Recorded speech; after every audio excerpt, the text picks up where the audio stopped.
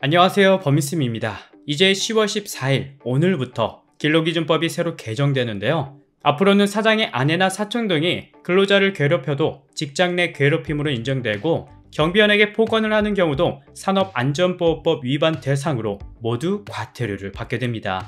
하지만 직장인 70%가 14일부터 바뀌는 근로기준법을 모르고 있다고 하는데요. 그래서 오늘은 10월, 11월부터 바뀌는 근로기준법 중에서도 핵심 내용 5가지를 준비해봤고, 오늘 내용 잘 참고하셔서 더 이상 억울하게 피해를 당하는 분들이 없었으면 좋겠습니다. 그럼 바로 시작할게요. 첫째, 직장 내 괴롭힘 금지법 개정. 먼저 가장 크게 바뀌는 내용으로 바로 직장 내 괴롭힘에 대한 규정이 강화됩니다. 최근 조사된 내용에 따르면 직장인 10명 중 7명이 괴롭힘을 당해봤다는 자료가 있을 만큼 최근까지도 억울하게 피해를 당하거나 또는 극단적인 선택까지 해야 했던 여러 사건들을 볼 수 있었는데요. 하지만 14일부터는 직장 내 괴롭힘 발생 시 제대로 된 조치를 하지 않으면 과태료 500만 원이 부과됩니다. 그래서 보시는 것처럼 사실 확인 조사를 하지 않으면 300만 원의 과태료를 부과하고요. 괴롭힘을 받은 피해자가 근무 장소 변경 요청 시 조치를 취하지 않을 경우도 200만 원, 그리고 비밀로 유지해야 할 내용을 타인에게 누설할 경우 300만 원의 과태료가 부과되도록 변경됩니다. 게다가 이뿐만이 아닙니다. 앞으로는 직장 내 괴롭힘을 행한 당사자와 당사자의 친족인 근로자에 대해서도 범위가 확대돼서 모두 1000만 원 이하의 과태료가 부과되는데요. 예를 들어 대표의 사모님이 자꾸 업무와 무관한 일을 시키는데 이것도 직장 내 괴롭힘으로 신고할 수 있나요? 라는 질문에 기존 근로기준법에선 처벌을 못했다면 앞으로는 모두 제재 대상에 해당되기 때문에 신고가 가능하다는 거예요. 이렇게 직장 내 괴롭힘 제재 대상이 되는 범위를 확대시켜서 그동안 직장 내 괴롭힘 행위가 있어도 그 기준과 처벌 방법이 모호한 경우가 많아 적절한 조치를 기대하기 어려웠지만 앞으로는 명확한 과태료 규정을 통해서 근로자의 피해를 최소화할 수 있다고 하니까 참고해주세요. 둘째, 임금채권보장법 개선. 임금채권보장법이 개정되면서 재직자 대지급금 제도도 새로 신설이 됐는데요. 그 전에 먼저 채당금과 일반 채당금, 소액 채당금 등 기존의 용어가 대지급금으로 변경되기 때문에 확인하신 뒤에 영상을 보면 이해하기 쉬울 거예요. 그래서 지금까지는 근로자가 퇴직한 이후에만 간이대 지급금을 청구할 수 있었어요. 하지만 앞으로는 재직 중인 근로자도 간이대 지급금을 청구할 수 있게 바뀌게 됩니다.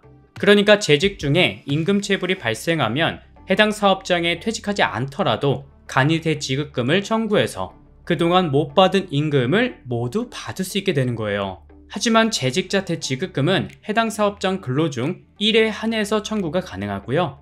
기업의 여건 등을 고려해서 저소득 근로자부터 우선적으로 적용하고 그 이후에 단계적으로 모든 재직자에게도 확대해 나갈 예정이라고 합니다.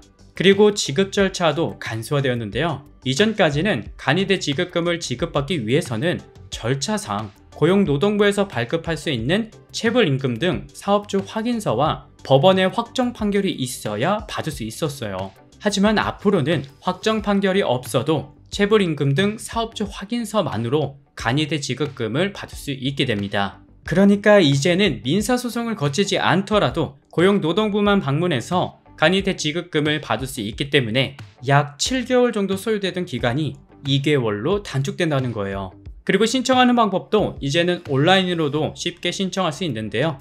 먼저 공단 홈페이지에 접속해서 인터넷과 팩스를 이용해 접수 및 신청 그리고 청구까지 하실 수 있다고 하니까 참고하시면 좋을 것 같습니다.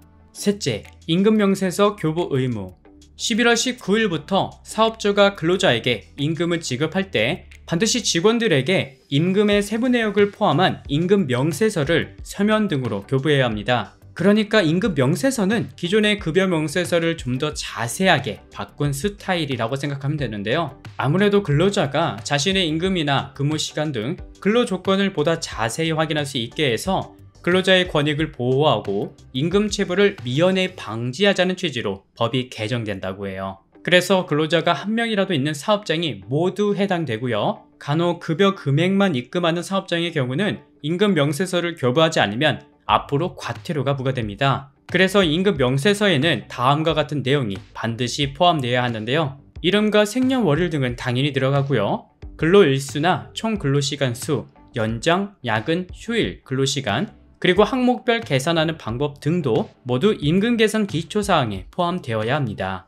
만약 이를 어길 경우 500만원 이하의 과태료가 부과되고요. 위반할 때도 1차, 2차, 3차에 걸쳐서 다음과 같이 적발 횟수에 따라 과태료가 정해진다고 해요.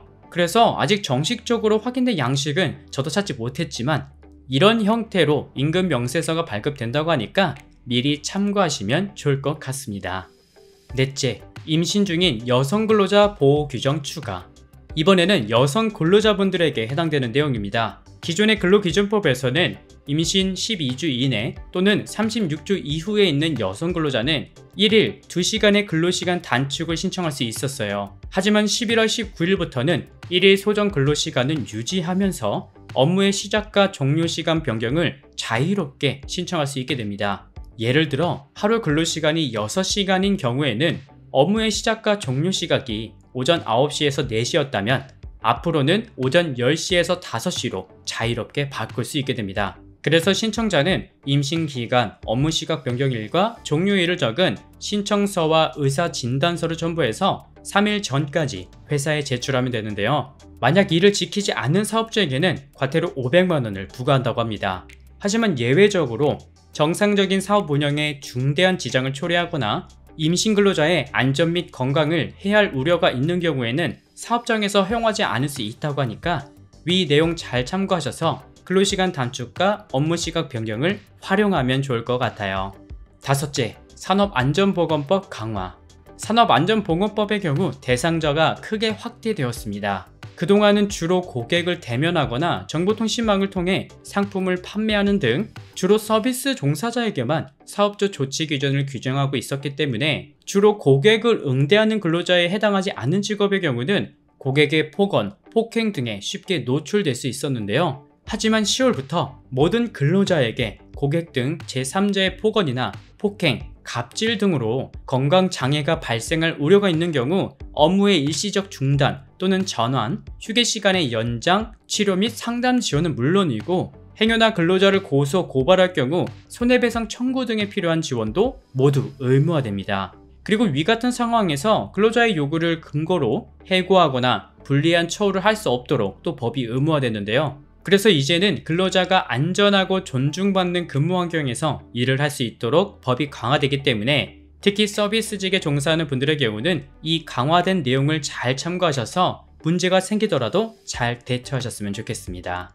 오늘은 이렇게 10월, 11월부터 바뀌는 근로기준법 5가지에 대해 전해드렸는데요. 사실 현재 직장에 다니는 분들 중에서 이런 내용을 모르고 다녀도 별다른 문제가 생기지 않는다면 크게 도움되지 않을 수 있습니다. 하지만 새로 바뀌는 근로기준법을 알아둔다면 언젠가는 큰 도움을 받을 수 있을 거라 생각합니다. 그러니 오늘 내용 잘 참고하시고 동료에게도 알려주시면 좋을 것 같아요. 네, 오늘은 여기까지 준비했고요. 시청해주셔서 감사합니다.